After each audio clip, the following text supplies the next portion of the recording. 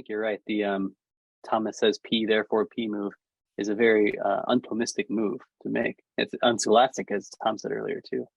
Guys, I have a question for you, if you don't mind me jumping in here. So, I'm super interested in this area, obviously. But one thing I think, Oliver, you mentioned and noticed where it does seem that at least in my Protestant circles, Thomas is a little bit of the flavor of the month. Can you talk to a little bit, any of you guys, is Thomas, like, do we need to have, like, Tim, obviously, I think you're going to have a good answer for this.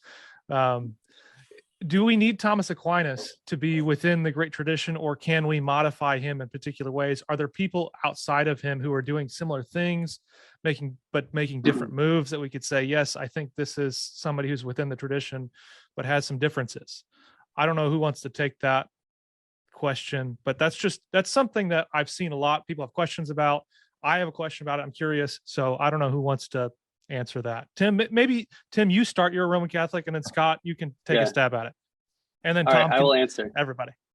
I'm going to first go lock my door, though, in my office. Okay. All right. You don't need Thomas Aquinas. He's super good. I think he's the way you should go.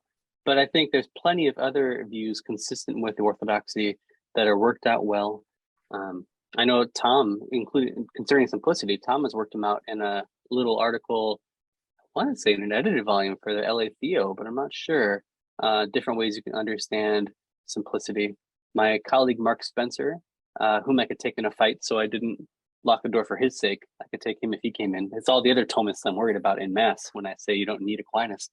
My colleague, Mark Spencer, has a paper called The Flexibility of Divine Simplicity, where he takes Palamas, Scotus, and Aquinas and talks about the ways in which you can hold those views. He thinks you can hold them all together at once. Mark likes to synthesize everything. But the point I'm trying to make is Aquinas is not a necessary condition for good theology. I kind of think he's a sufficient condition. I think if you have Aquinas, you can do a really good job of doing theology within orthodoxy. But I don't think he's a necessary condition.